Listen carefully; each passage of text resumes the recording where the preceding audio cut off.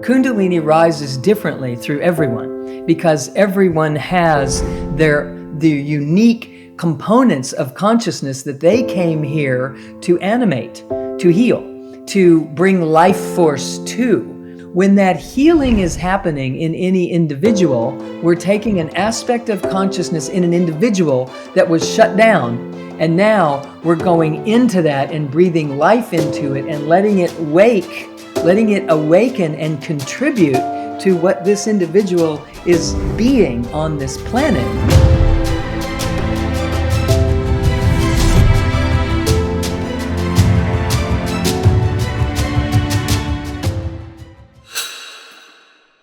What's up, family? Welcome back on the Just Happen podcast. I'm your host, Emilio. And if you're new here, this is a space to remember your place in the greatest awakening in human history.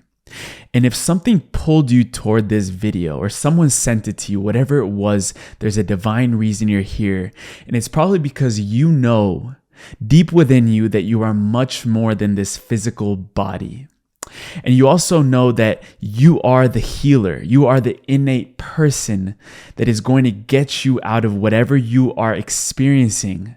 And you're tired of looking outside of you because really all paths are taking you inward.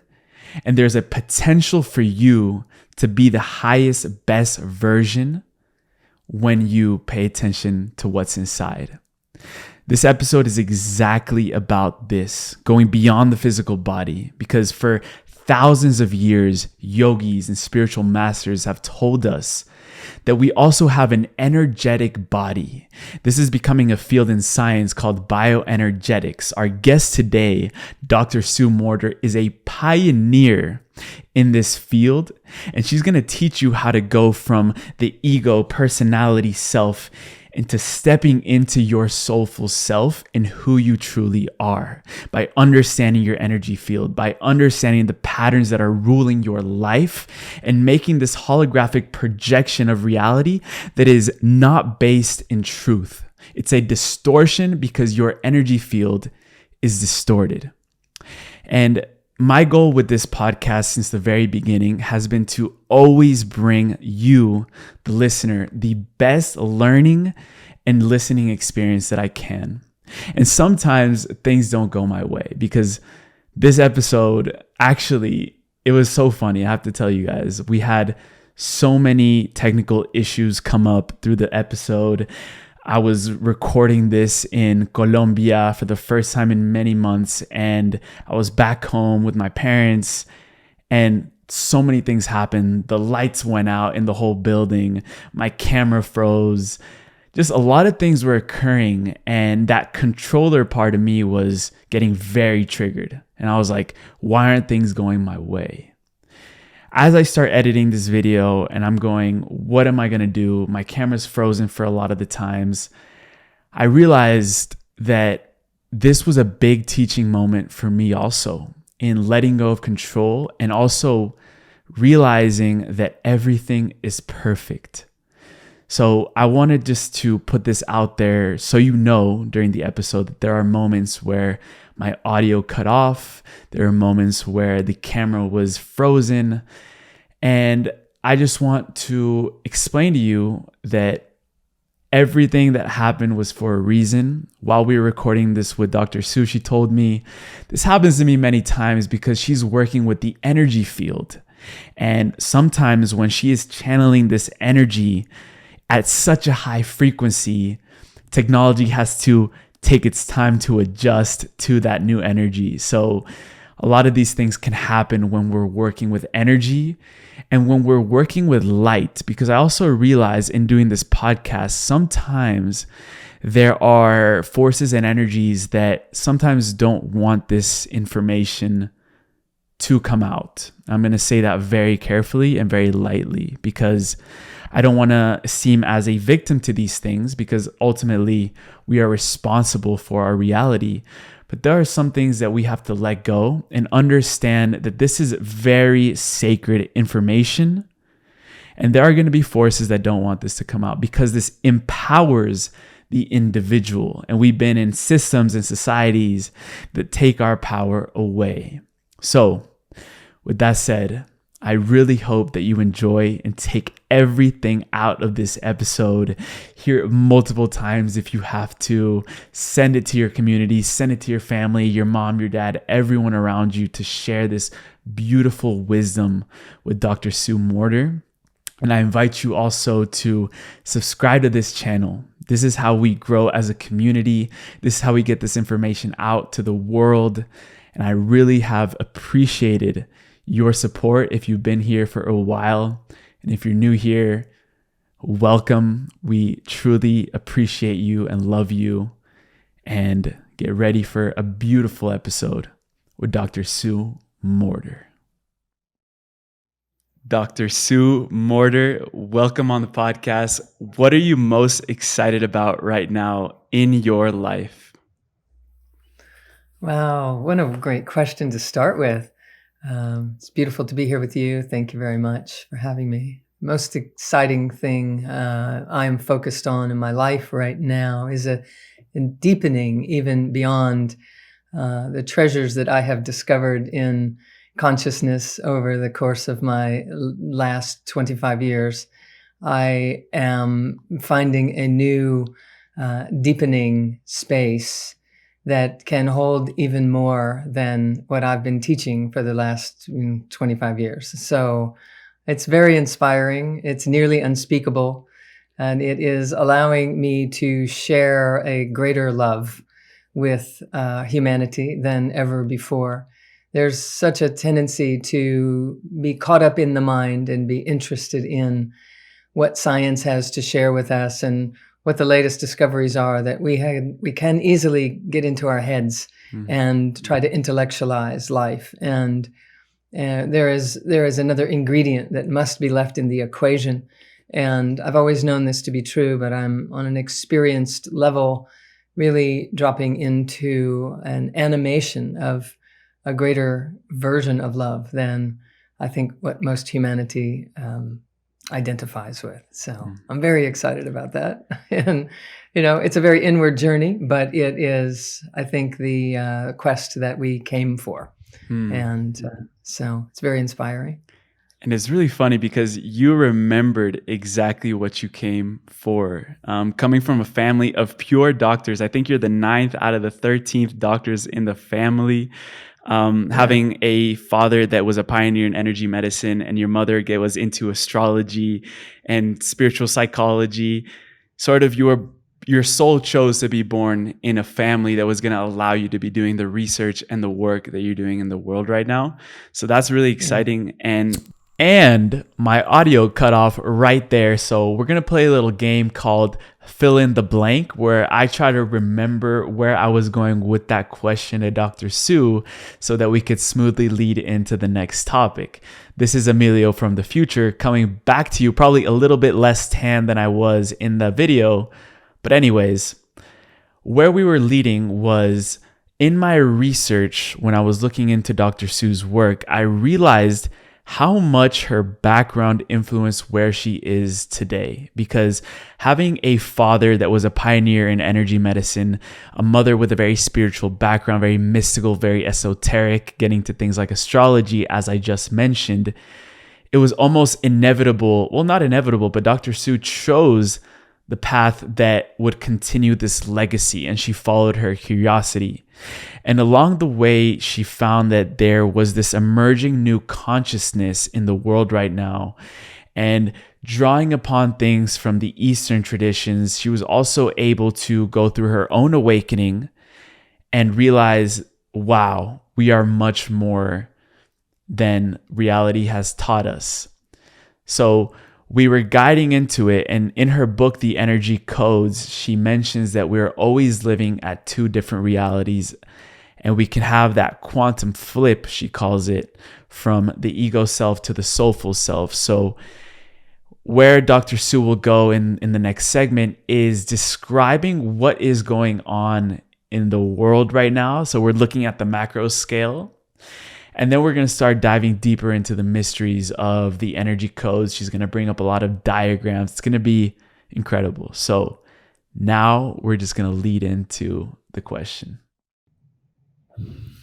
I reference this as moving from the back side of the model of consciousness to the front side of the model of consciousness, meaning we're no longer needing to create what we don't want in order to figure out what we do want, that we're being handed really the opportunity and the capacity is opening in us to truly come from a place of creatorship instead of reactorship. And in such, we are orienting higher brain centers and activating and animating them in such a fashion that we can envision and manifest rather than having to struggle to work blood, sweat, and tears to make it happen, etc. And we're recognizing that the energies that are involved in the creation of a manifestation of a project of any sort are required to sustain it. And as we are animating at a more creative level, we're able to create things that are easily, almost automatically manifesting when we learn to align ourselves with that stream of consciousness that is, truly intended. And as such, it takes very little energy to manifest once we align in this track of this stream that I'm referencing. And therefore, it takes very little energy to sustain our projects as well. Historically, humanity has generated a way of being that it takes a lot of hard work, almost pushing something uphill to manifest. And then once we do, we feel victorious. And what we are awakening to is a state of consciousness that lives in the victory, that is victorious. It is the vibrational frequency of that already. And when we manifest from that place, it takes very little to actually make something happen, and it takes very little to sustain it because the universe is in support of it. So it doesn't require individual effort and energy to allow for this to unfold. It requires knowing how to let the universe manifest through this individual system that we are identifying as. And a byproduct of that is we have a humanity that is utilizing their potential instead of talking about their potential, and a humanity that is animating that potential and engaging it rather than simply learning about it. Now, the route to get there is a route. It has been a route. It has been a rumble, and a lot of challenge has been up for humanity. But this is what happens when we are truly birthing into a new dimension from head to toe. So hopefully that's I just wanted to pause right there because I don't know if you saw, but my whole computer just shut down. Yes. Yes, I saw. Did you see that? Yes. Did I leave the studio? Oh my God. Yes. Wow. That's never happened to me before. Has that happened to you before? Yes. Well, it happens because of Oh high my frequency God. energies that we're tapping. We're bringing it in, and technology will Yeah. catch up to what we're speaking of and where we're speaking from. And as such, it won't have to blip out on us as often as it does. But yes, it happens often when I start in on what we're referencing. So, Yeah, we'll leave that in so people can understand what just happened in the conversation. We'll just flow with it. sure. And speaking of that, you said that we are made of flow. So whether that is the flow of the energy in our body, what are you referencing to when you say that we are beings of flow? So we are the flow of the universe that is compressing itself. Let me stop for a moment and say that, physical science shows us that all physical matter is compressed energy. It's just compressed energy. So the chair that you're sitting in is energy that's compressed to a density that you can sit in it and without falling through it. And so all our physical bodies are compressed energy. Our thoughts are compressed energy. Our true essence is less compressed than any of that. And so we are the universe compressing into a funnel that compresses into a channel that descends to the earth. In fact, I have a little image here. Now that if you're asking about that, let me just share with this. So I have this little image. I use this when I'm teaching sometimes. So here's universal consciousness, the substance of what the material world is made of, and it compresses into a funnel, into a channel, and descends into the physical realm, hits the earth, rises up as high as it can go, and then it cycles and fountains around, and then it is regathering and regathering and regathering as a process of us becoming. So we are this energy. We don't have this energy pouring into us. We build the body as a byproduct of recycling and recycling and recycling. More energy always coming in, hitting the earth, rising up, recycling and recycling. And the body builds itself through a series of compressions, through thoughts and emotion and chemistries into physicality of atoms and molecules and cells and organs and glands and systems. But we are all energy, and that energy is constantly flowing. And so that toric field is what I'm referencing, is a constant flow of energy folding over on itself and creating a space for us to be. A place to be is the unfoldment of this energy. And so if we keep that energy moving, we are able to tap the universal mind, which is what is compressing into a funnel and into a channel. And the universal mind becomes our mind instead of our feeble, educated mind that's trying to catch up and grok or wrap itself around such an expansive idea. The thing is, we are pure consciousness. We are energy that is awake. That's it. That's all we are. We're not this flesh and bones. We've created this flesh and bone vehicle to navigate through a physical dimension. And so it vaguely represents what we are, and all of the parts of this body system are reflecting parts of aspects of the consciousness that we are. When looked at collectively, it's a constant flow of energy that is not only flowing like I just described, but it is, I have another image here. Let me show you. It's compressing into a funnel, into a channel, hitting the earth, rising up and cycling around. And then we project that out in front of us in a movie. So this is shining a movie onto a movie screen, and we're walking into that movie all the time. We're just walking into a movie that we're creating. And it's this flow of conscious energy that is creating this movie. We're projecting onto a movie screen. So what we can learn to identify as, and what we can learn to focus upon, not just with our minds, but with our whole system, we project a movie that creates an experience that we love living. And if we don't learn to do that, we end up having to navigate what everyone else is creating. And the byproduct, the leftovers of what other people are generating, usually including things that they can't wrap their mind around. And so they project things out in a haphazard manner, and oftentimes upon us. And we end up navigating that the best we can, but it's a defensive way of living. And so the front side of the model that I'm referencing, where we're operating as a creator instead of a defending victim, allows us to understand this mechanism that I've just described and to engage it.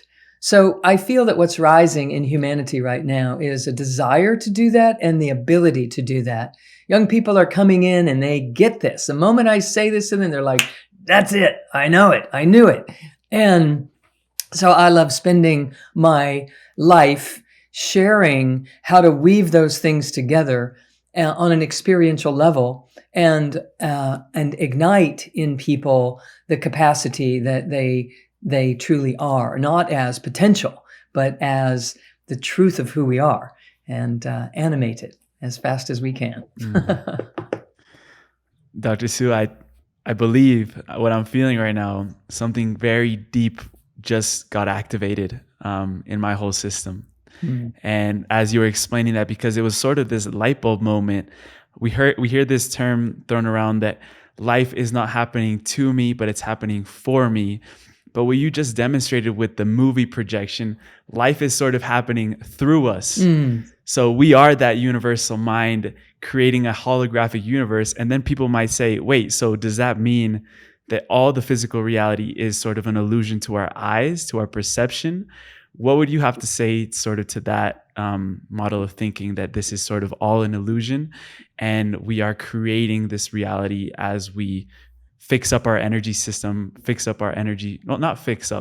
allow it to be how it's supposed to be from the beginning, and allow that flow of the universal mind to come down onto earth? Beautiful question. So I talk about it like we sort of land here and we sort of splat. It's a rough landing, poof, and we disperse. And then in the course of our lives, what you're calling fix it up, I reference it, and you shifted that, but just in the realm of what we're talking about there, in the course of our lives, we gather back. We gather ourselves back together so that the system can compose and can allow for a filtration to occur that we can perceive and work with. And the body helps us to do that. So the body plays an integral role in doing this. And the body is part of the physical reality that you're asking about. So let's go straight to answering your question about this physical reality that we're out here navigating and what's going on in the world. It's an agreed upon reality that has created a photon density and an imprint, a template that we slip into. We come down into this, the funnel, the channel, and we engage in the game with what's residue that's left over from generations and thousands of years of people contributing to this agreed upon reality. And so it is here. But in the highest realm, the whole thing is seen as I am. The whole thing is me. So the mountains are the strength of me. The rivers are the flow of me. The sky is the pure ethereal version of me. The sun is the light of my own consciousness. The earth is my body. It's in a very large scale. There's only one thing happening here, and it is I am. It is you. It's you. There's only one of us here, and it's you. There's only one thing happening here, and it's you. And it's a mind-blowing idea, tough to talk about in, just a compressed little conversation. But yes, the short answer to your question would be this whole thing is an illusion, but it is a reflection, an outpicturing of what's going on in consciousness itself. So if we break that down into, let's say someone approaches you judgmentally, somebody throws something at you in a attitudinal way that, is basically attacking or feeling hurtful in some way. The reflection that's happening there in consciousness is it's a part of me that is judging the rest of me. Even though it looks like another person is out there judging me, it's a part of my own consciousness that is judging the rest of my consciousness, because everyone will say, there's a part of me that gets this, that knows this, I feel empowered and juicy and a creator in my life. And there's another part of me that thinks, who am I to do that? Or I don't have what it takes, or whatever that tape is that's running in people's consciousness is representing a part of consciousness that is not yet integrated. When all those parts are integrated, self-judgment doesn't exist and self-love does. And so when that's happening, when that's unfolding, we're experiencing life in a victorious fashion, and we're approaching it like, okay, what else is going on? How else might I adjust? How else might I align this system so that it can accurately reflect this divine, universal mind, this exalted state here through this body system and out into the world. And that's why we come. We come to learn how to do that. And the byproduct of learning how to do that is we experience the bliss that we truly are. It activates this joy, this celebratory state, this unconditionality, this embrace, this leaning in, a collaboration. Those kinds of energies are present continually, even when something unexpected happens. It's a course correction. That's all it's doing. It's trying to guide and hone and bring us into this alignment so that we are not distorting what we're here to do. I have one more image I'd love to share that I think might be helpful. Is that Yeah, work? I love your images. They're beautiful. Like Okay. honestly, your graphic designer, Yeah. shout out to We him spend lots of time. or I'm like, her. can you move this over here and put this up here because it'll reflect it better? So this is all the stuff that goes on Mm, in my head all the time. So this is how that energy, that universe funnels and channels and hits the earth and rises up and recycles and recycles. So this is just another version of that same idea that we were talking about. It's constantly recycling. As it comes in here and it rises up through here, it's tapping different levels of consciousness that we commonly know as the chakra system, but they're levels of consciousness. That's what the chakra system is. They're aspects of your wholeness. And so that's the way it's supposed to operate. In such, we are able to take the universal mind and use the body to filter it down so that it comes up through wisdom, it comes up through love, and arrives in our conscious mind as ideas and inspirations and intuitions that work, that are clear, that are accurate. And here's what's happening with most people. That descending energy hits the earth, rises up, and this is measurable bioenergetics. It rises up. And with most people, they've been shut down or not ever activated or turned on in certain ways. And so that rising energy has to go around in between and weave its way through. It creates a wobble in the ascending energy that's coming through the body. And that wobble creates a distortion in the field. Now, this person is standing here looking through a distorted reality versus this perfected reality, and they see things that validate that I never should have let them do that, or they never should have fired me, or I'm never going to love again because it's too painful, or I'm going to keep my mouth shut, or what have you. These kinds of things that end up showing up in our life experience and recorded as a good idea, we draw conclusions, and those conclusions create this wobble rather than remaining available and beginning again and renewing all the time. You know, just before we got started, we were speaking about wonder and awe, and some of those kinds of energies are the ones that allow for us to begin again. If we're more interested in what's next and how am I to learn from this thing that's happening, and how is it serving me, and how is it helping me to integrate and to weave these things together so that I can let the universe pour through me as me and aim it and steer it in a more effective way. And if I remain in marvel, in Ananda, in the bliss of that reality, I open and more of the universe can pour through. The more open I am, but grounded and in the body in combination. I'm grounded and in the body, but I'm not guarded and protected. I'm centered and embodied. And as such, I can be free to open my mind and open my heart because I feel grounded and I have a sense of self going on that is intended for our experience here on earth. And that allows us to be in wonder and awe even more, which allows us to manifest even more easily and to heal even more completely and to get why we came even more quickly so that we can get about, being a creator instead of just a survivor. So that's what I love. Yeah. And that image that you showed with the torus field and what happens when it gets distorted, it literally reminded me of this quote: we don't see things as they are, we see things as we are. Yeah. And if we are beings of energy, we see things how our energy is, and we attract certain situations by how our energy is operating in that moment. I would love to bring it back sort of to understand that concept of the wobbling of energy and how sort of it relates, because ancient traditions have told us about this energy of the Kundalini, which has been depicted as a snake that sort of, I wouldn't say wobbles, but it serpents up the body system and it activates it, opens up in the pineal gland.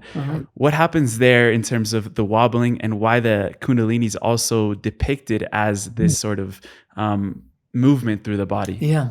So there's a masculine version and a feminine version of this rising integrative Kundalini presence. And it generates this caduceus that is the same as what we utilize for our medical symbols, etc. And it's truly, it's points of origin were based in integration. So Kundalini is the great integrator. And in such, it allows all of the aspects of our consciousness to merge with one another so that we're not just sometimes powerful and sometimes wise and sometimes loving and sometimes intuitive and sometimes a good manifester and sometimes physically strong and sometimes connected to source. But we're all of those things all of the time, that we're operating from the communications between all of these aspects of self in a constant running of flow of the energy, ascending and descending up and down through the body constantly. So Kundalini is the integrator, and it's weaving. And when Kundalini energy is rising, it is actually going in and picking up this and picking up this and picking up this and picking up this, sort of in the opposite direction of what you're seeing. This is an escape route that you're seeing here. Kundalini would come along and weave that together in an opposite sort of way, allowing the energies to come through these, blockages. I don't really like to call them blockages because they're really gaps. They're gaps in the system. They're gaps in the highway. And so it's a bump. So we go around the bump. We go around. It's not a bump. It's a pothole. We go around the hole in the road, and it allows us to survive, but we miss out on a lot. We miss out on just driving down the road without having to watch for every little thing and being in a defensive physiology over it. So Kundalini would be the weaver that comes back and picks up what we had left behind when we followed only the escape route. So think of it, when it's swinging this way, Kundalini would be swinging that way, coming through here. So Kundalini rises differently through everyone, because everyone has the unique components of consciousness that they came here to animate, to heal, to bring life force to. And so in a moment where it seems like there's something I need to heal, if we look at it from the front side of the model of consciousness, where everything is already healed and whole, and we see that this is just a project that we're in here, and we're here elevating human consciousness, when that healing is happening in any individual, what else, from a higher bird's eye view, what that is we're actually taking an aspect of human consciousness that is dormant, and we're bringing it alive. We're taking an aspect of consciousness in an individual that was shut down, and now we're going into that and breathing life into it and letting it awaken and contribute to what this individual is being on this planet in an awakened state. And a byproduct of that is it contributes to the awakening of human consciousness at large by each one of us doing our part. Now, most people are interested in, look, I just want to heal myself. I don't know about helping all of humanity. I'm just trying to get it together. And what we want people to understand is that there's only one of us here. So when each person heals, the whole heals. You have an effect on the whole bandwidth of human consciousness, the whole matrix that humanity is walking around inside of, is perfected when you heal some component of you that just a moment ago was on the other side of your blinders. You couldn't see it. You didn't even know that there was a part of you you weren't tapping into until something happens, and now you are aware. The thing is, usually that thing that happens is short-circuiting, surprising, shocking, hurtful, disorienting, because we're used to running down the road the way that we're used to running down the road. And now when we break into our wholeness, it seems disorienting for a while. And then we acclimate and we call that healing. But it's really just a course correction that was inevitable. It was destined. It was part of your plan for coming. You came in to work on forgiveness, or you came in to work on courage, or you came in to work on compassion for humanity. It wasn't personal. And a byproduct of that is when you do your own personal work, it delivers that gift that you came to deliver. It delivers the original medicine that you are. And a byproduct of that is we have a glorious time thereafter because, we've put more of the pieces together. So the experience of being human is a lot more fun. Let's drop into the gift aspect of all of this reality. And that really has to take us back to sort of the conversation that our soul had before we incarnated as physical beings. We sort of as we mentioned with you, your soul chose your family, the life's work that you're doing right now, and also the teachings that it had to work through in this lifetime. And some people might not realize that our soul did choose a lot of this, and there is free will while we're in the physical incarnation. But that cosmic bus stop conversation that we have, what could you speak upon regarding our souls having a map of what's going to happen in this lifetime and how we can best follow sort of that without taking away our sense of free will and freedom in this lifetime? So there are certain destinies that are energies that are coming together.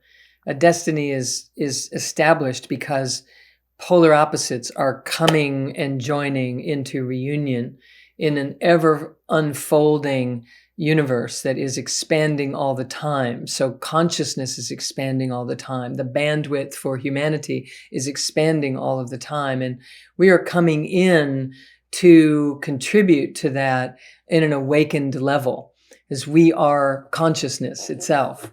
And so we come in and we land in a place that is going to provide the nutrients that we need, in other words, the support that we require, and also the challenge that is the byproduct of the polar opposites that we're here to work with. We're here to take this and get them together. And we come in as that force that will do that.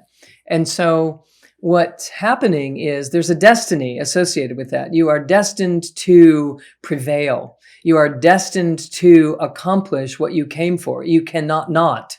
It's not, if you think about it from the energetics and not the level of a story, the energetics cannot not be met, because that's how the universe is operating. And so we're riding that stream, and we are the inevitable victory. We are that. Our job is to get the mind to align with that, to integrate with that, to enjoy the ride while we do. So our free will, it's sort of like this analogy. Let me switch analogies here for a moment. If you're going down the river, you're going to land in the ocean. You're going down the river to the ocean. Everybody on that river is going to the ocean. That's inevitable. It's the destiny. It's what's happening. We are at free will choice to determine how that ride is going to go. We're either going to be fighting it every step of the way, trying to swim upstream while the current's taking us downstream, trying to paddle upstream, hitting our head on the rocks and the logs that are floating in the river, gulping a lot of water, basically drowning all the time. Or we can learn to just roll over on our backs and float and look at the sky and the tops of the trees and go for the ride that life is taking us. So there's an example of free will. Like, I'm going to determine what my ride is going to be like. If I am, bent on being right, I'm going to bump up up against a lot of energies that are going to disassemble that intention, because it's not an accurate intention for the universe. The universe isn't built on right and wrong. It's built on yes. It's built on yes. So if we're saying, no, I'm right, you're wrong, if we're trapped in duality and insisting that it exists and persists and is the prevailing reality, we're going to get beaten up a lot in life. It's going to be painful. It's going to be hard. It's not going to go with flow. And people do that because they don't know how to do the other. We resist because we can feel ourselves when we push up against somebody. When there's an argument happening or a discussion, we figure out who we are in the middle of that resistance and that friction that happens when high frequency energy hits the density of physical reality, of the physical dimension. We are made of high frequency energy, and we are coming into the density of the physical dimension. Friction's going to occur. That's just a law of physics. So in that friction, we have a choice. That's free will. What do you do with the friction? Do you welcome it and take it in and take it in stride and keep going with it and see it from an angle that serves? Or do you resist it and try to beat it down and change it and make it not exist, which is futile, because resistance and friction will always exist here. It's just a matter of, what are you doing with it? Are you using it to awaken you, or are you in opposition to it, trying to change it? And that's our free will choice. That's what we're here to train the mind to embrace. We're training the mind to accompany rather than fight. We're training the mind to collaborate and to infuse itself back into the soulful presence, the essential self, the true self. When we land, we splat. The mind gets out there splatted and separated. And our job is to call the mind back onto us and to allow the mind to serve something bigger than itself. Because when it's splatted and it's out there, separated out, it feels alone. It's trying to prove that it's okay. It tries to be bigger and stronger. It gets threatening, or it feels threatened and it hides. All those personality traits are a byproduct of the mind not being reintegrated from the splat. Okay? So when high frequency energy comes here into this dense reality, that's what I'm calling the splat. It's like, it's disorienting. It's like a big bang. It's like a big bang. It's a big bang. It's exactly what it is. I love that one because that's exactly what the big bang is, in fact. So I'd love to get into that discussion, but that's like a 2-week discussion. We will. We have time. I wanted to ask you said that we learn through this dimension through friction. And looking on a micro sort of perspective in our bodies, when we have some sort of ailment, whether that be in our chest or in our stomach or in our throat, we, as you said, we try to ignore the friction and get it done or get it fixed through medication, through other sort of aspects. But you said that when you feel that resistance or friction in your body, squeeze it back. So what is that sort of method of energy healing in a way to help get that flow of energy back online? Yeah, it's about conscious energy. So when we feel a contraction in our gut or in our throat or in our chest, it is the system trying to embody something. And we resist it by living in our heads and driving things with our mind and not coming back and dropping in and being at home and being collaborative with what's going on. So when we're living in our heads and we're out here trying to drive it and we get tightness in our chest, we get irritated about that tightness. We were like, what is that? We label it too. What is this thing? We're like, I have this ailment. We look up on internet what we have. Right. And then we do things to avoid feeling it, right? We either medicate or numb it out, or we avoid the people or the places or the situations that stir it in us, when all the while those things are medicine. They're trying to direct your attention to this area that is upset or that is in a knot or what have you. And it's contracting or is irritated or inflamed because it's basically trying to get your attention to come back in, that you've skipped over something. And the friction is so great that the cells are starting to break down. The friction is so great and you're not here tending it. You're out there trying to drive your life. If you just come back home and embrace what's going on, and the way to stop the runaway train and to begin to embrace it is to say, okay, if I feel tightness in my neck, in my throat right now, I'm going to squeeze it back and let it know that my mind is finally listening to what the body is trying to say to the system. Is the soul speaks to the body and the body speaks to the mind, and the mind doesn't listen. It's just way out ahead, driving itself, etc. And now we're getting the mind to listen. So listen to your body. If there's tightness or some kind of buckling over or clamping down or irritation happening, it is simply that the system is trying to say, you know what? You're flying without a wingman. You're not allowing this to be serving you. It's not the enemy, it's your friend. Your body is not your enemy. The body is the dashboard to tell you how you're navigating, flying in this dimension. And so come back in, squeeze it back, let it know contact has been made. I finally got the message, I'm in.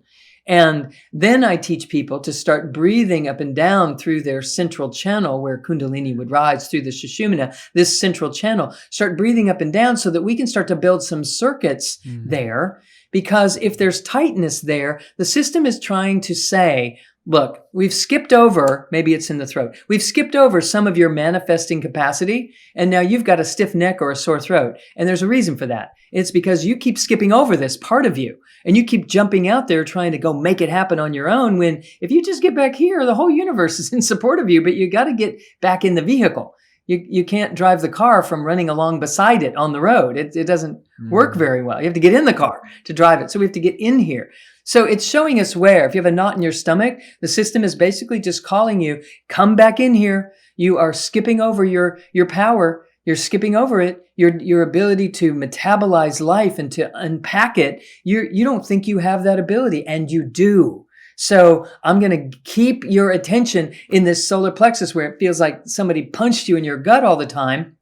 I'm going to keep talking to you, mind, until you listen to me, mind, and you come back onto me, and we work together instead of working as, separate entities trying to make this thing work. It won't. The vehicle will not operate. So that stomach problem isn't a problem. That stomach problem is a solution.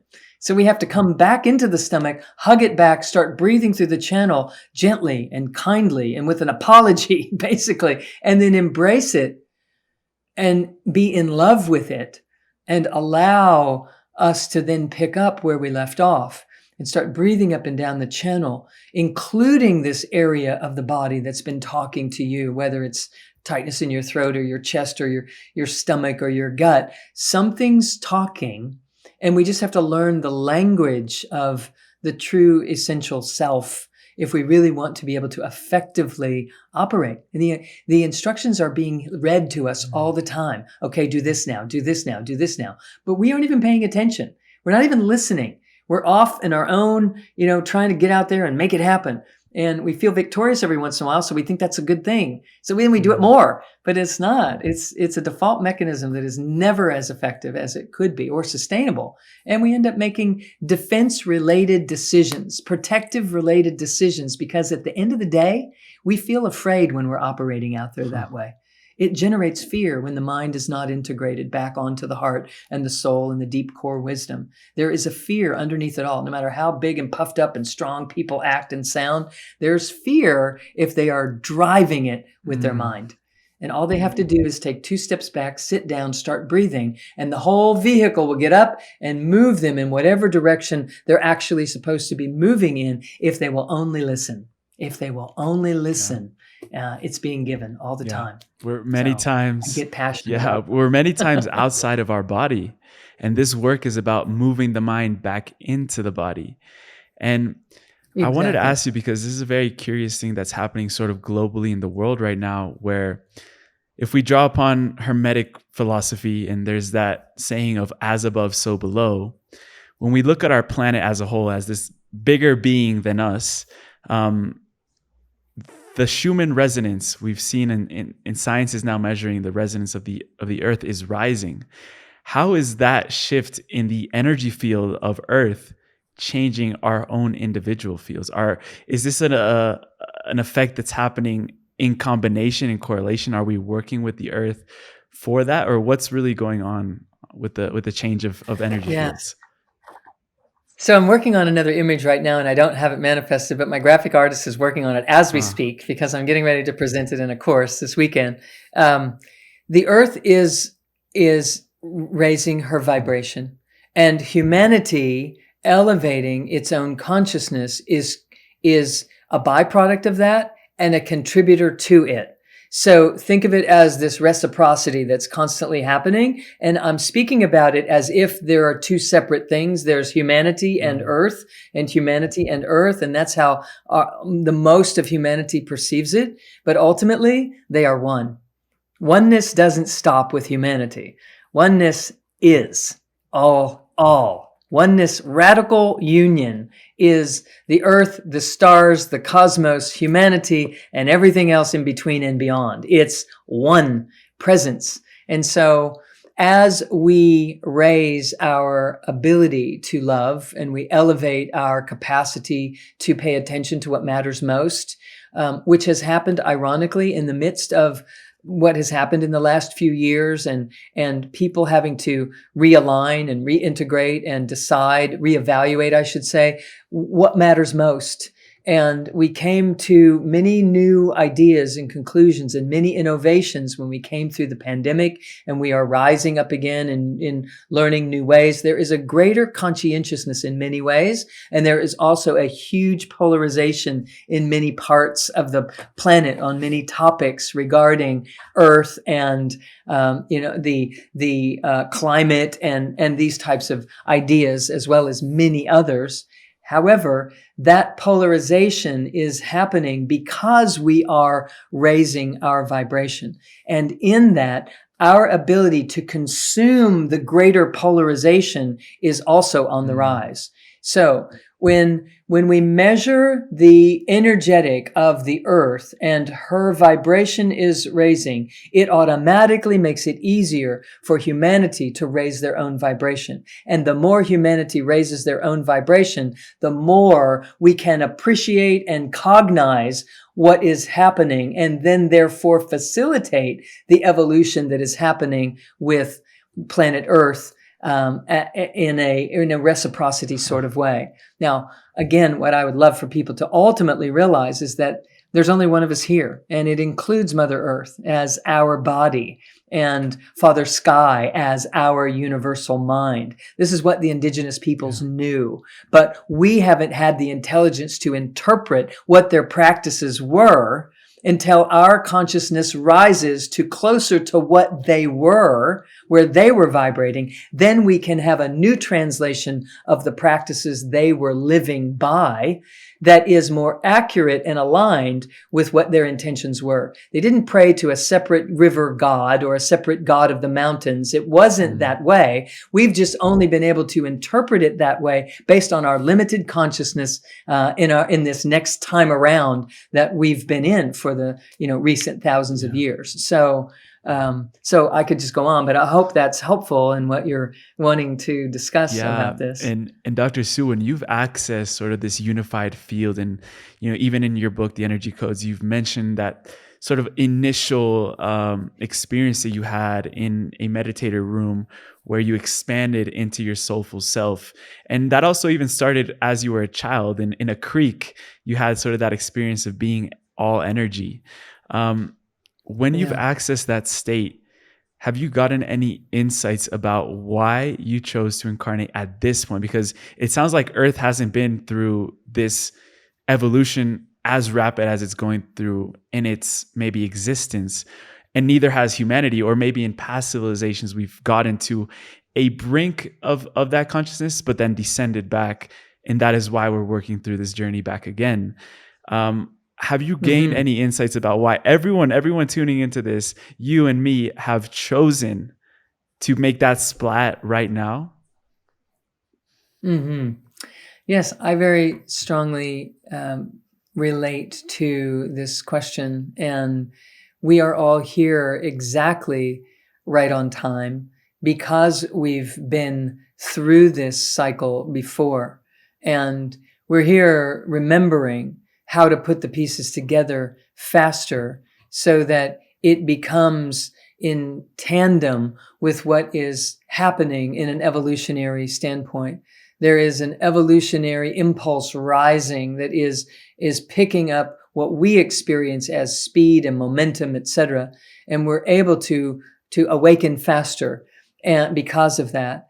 And so we come back and we find each other because we're here to kind of link arms and create a network or a grid of people that are holding the space to nurture this birthing that is occurring, not only for humanity, as we've been saying, but also for the whole of consciousness.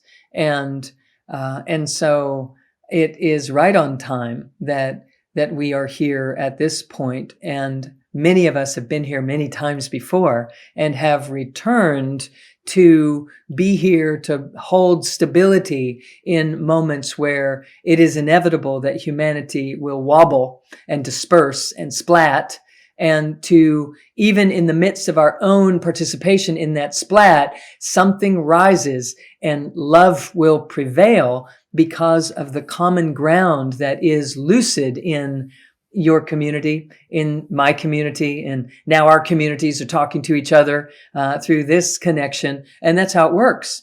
So we are here now because we can contribute, and we have to stabilize ourselves so that we can be that stabilizing factor in the greater, larger, macrocosmic version of life.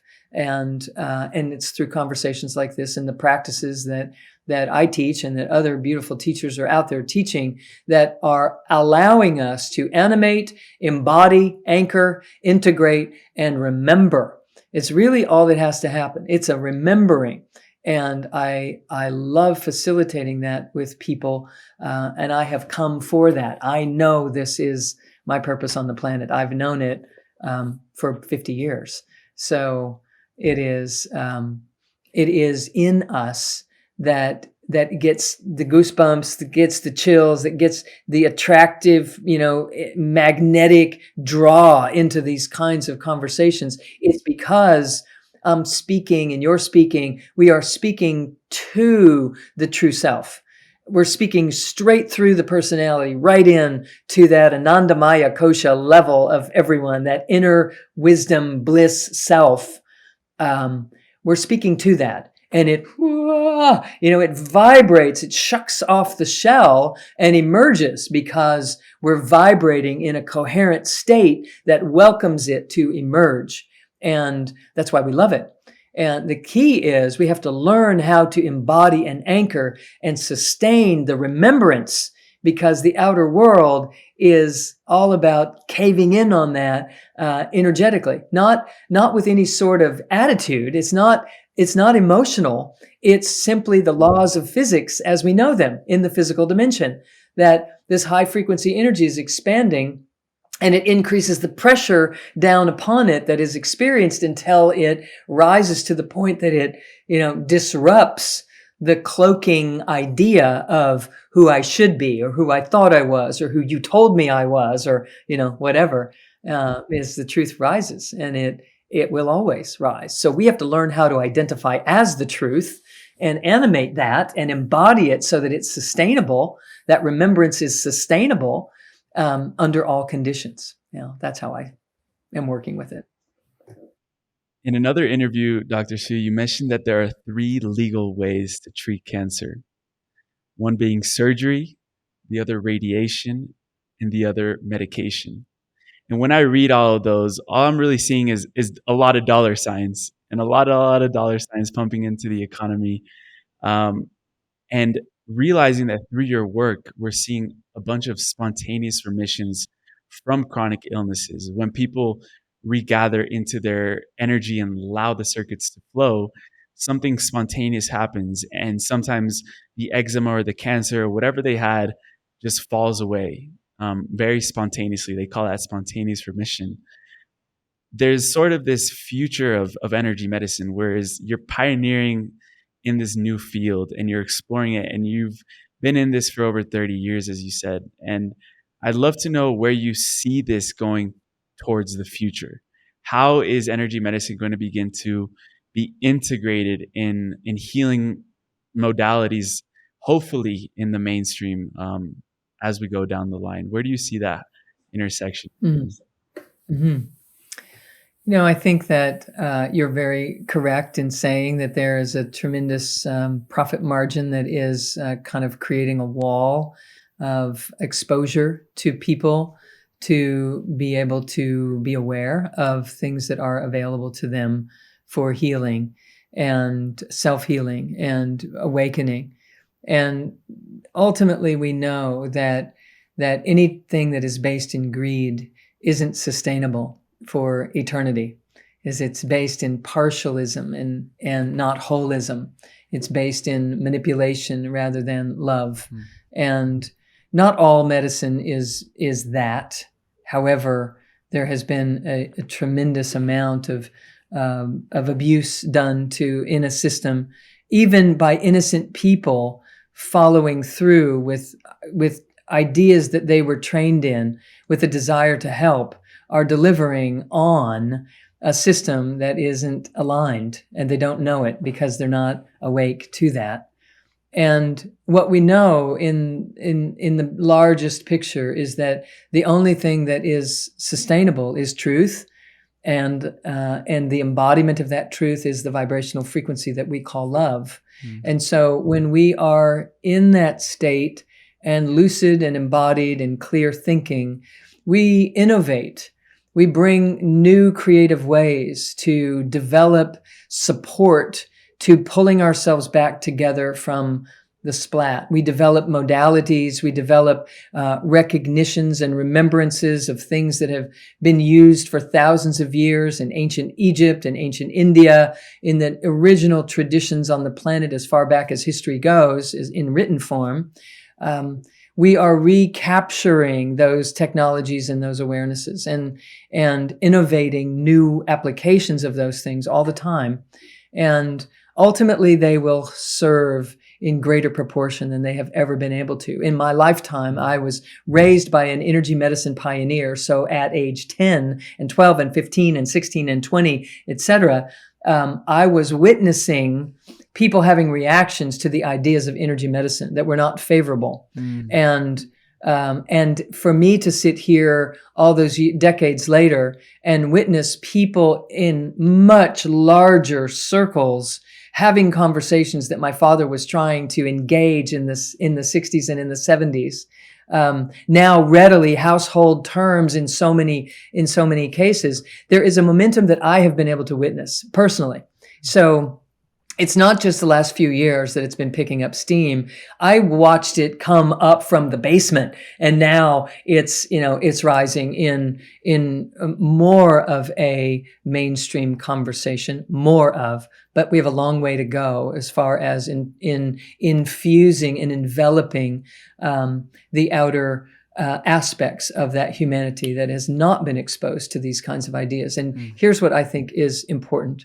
I think that it's very important that we develop practitioners. I teach practitioners. I teach people how to help others heal in remote sessions and in hands-on sessions and all sorts of things along those lines, which is some of the work that my father started, and I've expounded upon it in my career as well. But here's what I know, that we have to create solid, stable languaging. We have to educate ourselves in the sciences that are stabilizing to the mind of people who are not familiar and therefore question it.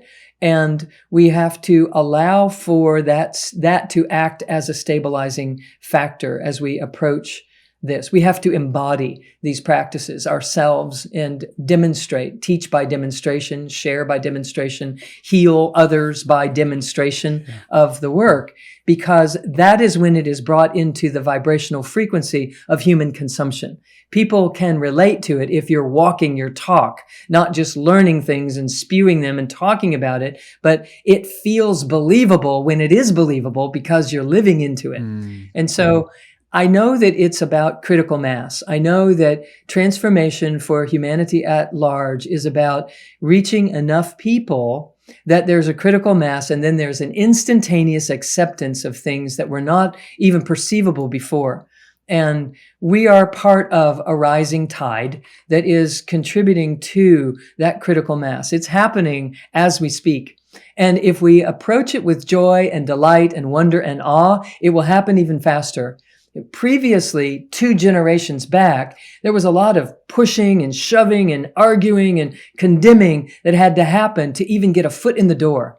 But the door is cracked open, and at this time, and we don't have to continue to approach it that way.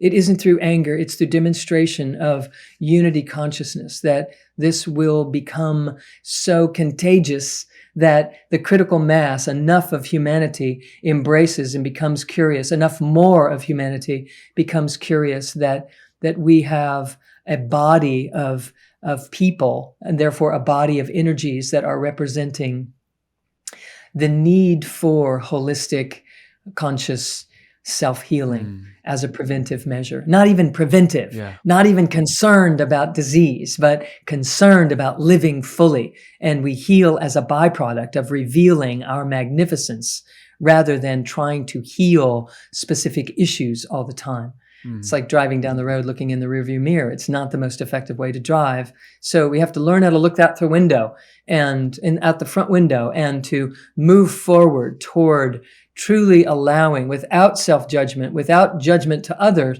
but to allow for a both and, to have a place to thrive inside of each of our systems. And a byproduct of that is energy medicine comes alive, as I see it. This is, Dr. Sue, an invitation for people to step into the new earth. And I feel that we have to make this shift irresistible. As you said, if it works in masses, and if we can get into the tipping point, which I believe we're very close to the tipping point where everything changes and consciousness will permeate, the new consciousness will permeate every single person. We are even beginning to remember that we're not the only ones here. With all of these UFO, UAP things coming out in the world, learning about new modalities, people are activating psychic potentials within themselves, and they're looking for information. They're looking for people like you to understand what is going on. I'm activating new senses that I've never had before, or have forgotten to use and utilize. And this is really an invitation, and I appreciate you for leading the way. And as I was expressing my gratitude to Dr. Sue, we cut off briefly for a moment, but I wanted to take this time to give you some bonus, some takeaways from future me, which is past me by the time you're watching this. Anyway, and I wanted to give you the takeaways and some of the biggest lessons that I got from Dr. Sue's book, Energy Codes, and just learning from her work in general. So we're going to dive into some beautiful quotes that I found that hopefully can also serve you before getting into the final trio segment of this podcast. So the first quote I had was, "When you are trying, you are not in the vibrational frequency of having." So if you really break that down, trying and having are two very different energies, sort of like the backsides of the coin that Dr. Sue was talking about in the beginning. Because if you think about it, when you already have something, you're grateful for it. You're happy that you have it. But when you don't have something and you're trying and you're constantly having to seek out ways to get it, you are inherently in lack of having it. So you're separate from it.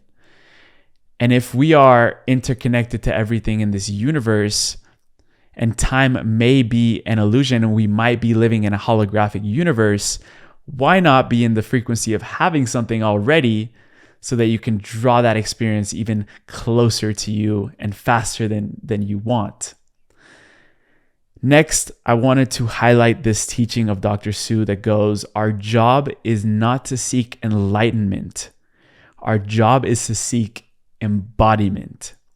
So if you remember the diagram that Dr. Sue showed in the beginning of the episode of our Soulful Self, where you have the cosmos of the universe sort of streaming down into this physical body, into this multidimensional technology that we call a body, you realize that that soulful self, that part of us, is already enlightened.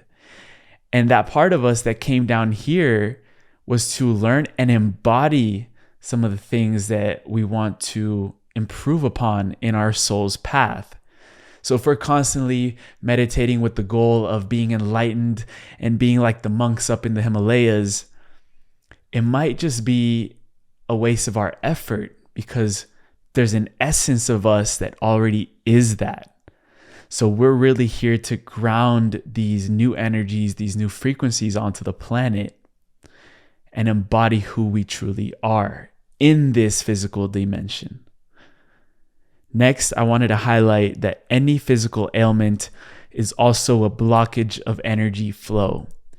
And I say this coming without the credentials of a doctor, but saying that in my own life, I've noticed that when my energy's off, when there's something blocked that I haven't been able to work through, I might get sick, and I might feel, the symptoms of a sickness that's coming down. And then I have to sort of realign myself and say, where in my energy field am I not allowing it to flow? So that's hugely important. A lot of these ailments that we have in our life and this is also coming from Joe Dispenza's work, is that when we change the field, when we change the energetic field, we change matter. And sometimes these things can happen at an instant. So be really, really aware of the energy field. The last quote that I wanted to highlight is that love is the universal solvent. And we've heard this throughout so many different religions around the world. A lot of saints have said this. A lot of ascended masters have said the same thing, is that this universe is binded by that energy of love. And if we can't tap into love, we can't be who we truly are, because we are love. So I just want to take a moment to let that ground and let those teachings really, marinate in your system, because there's some of the quotes that have really spoken to me that I wanted to share with you. And you've been really patient if you made it up to here with all the technical issues. I really hope that this episode has brought a lot of light. And the next question I had for Dr. Sue before we got cut off was where you can go and find her and connect with her work.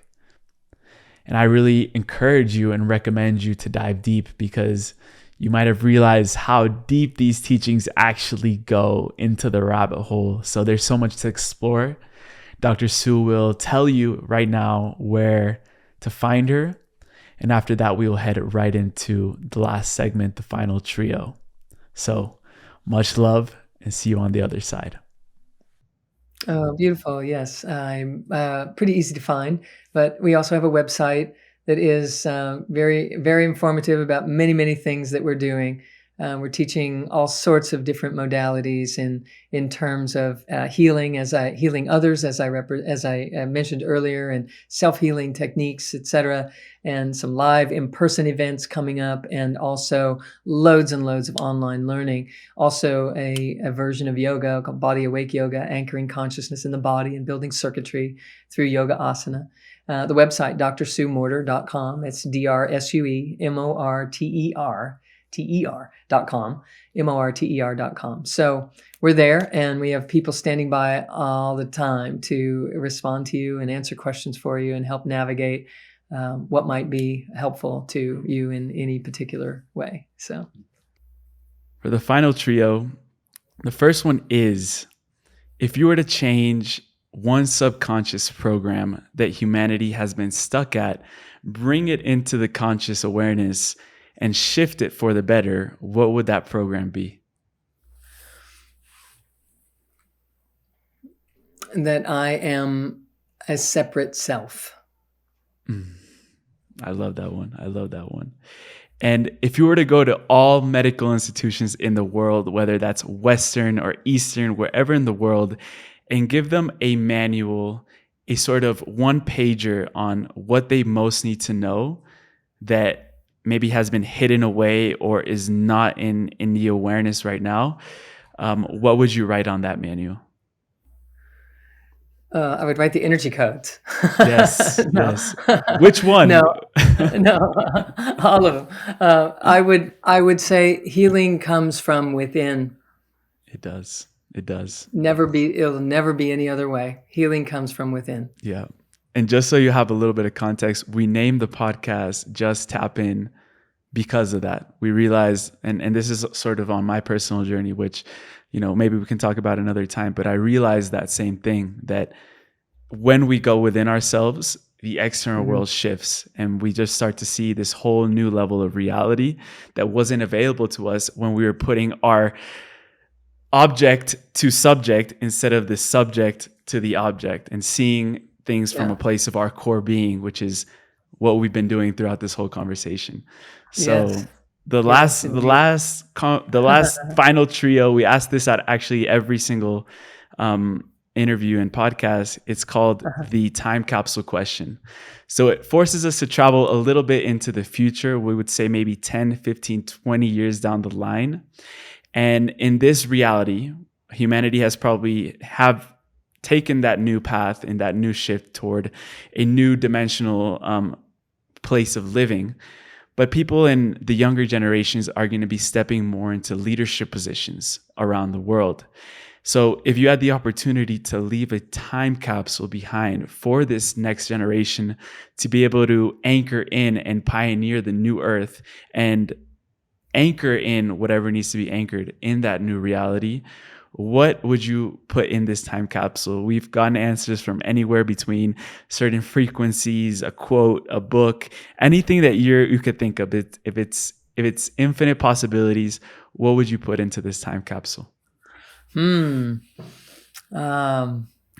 would simply say, in a short instruction, that love sooner, question less, and action on your inner knowing.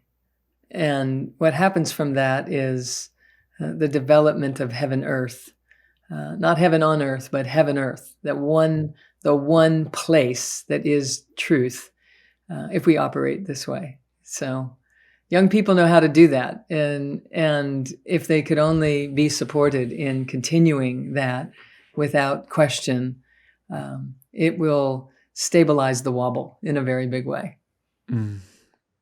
Dr. Sue, this has been a beautiful, beautiful space that we just shared. I would love to do this again, maybe next time with less technicalities that we face in this episode. But for everyone that didn't get the behind the scenes, Dr. Sue was amazing, so patient behind everything, very loving. And I could feel just the radiance coming out of you whenever you speak. You don't even have to speak to feel that radiance. So I'm really grateful to have come across you, and I hope this to be the first collaboration of many, and sending you much love for the journey to come. Happily, anytime. Thank you so much for who you are and how you are bringing people together in this way. It's absolutely beautiful to work with you, and I would love to do that in any way that we can come up with. So just let me know. I'll be here. I have some ideas. No, I was kidding. Okay, excellent. I'm in. I'm a yes.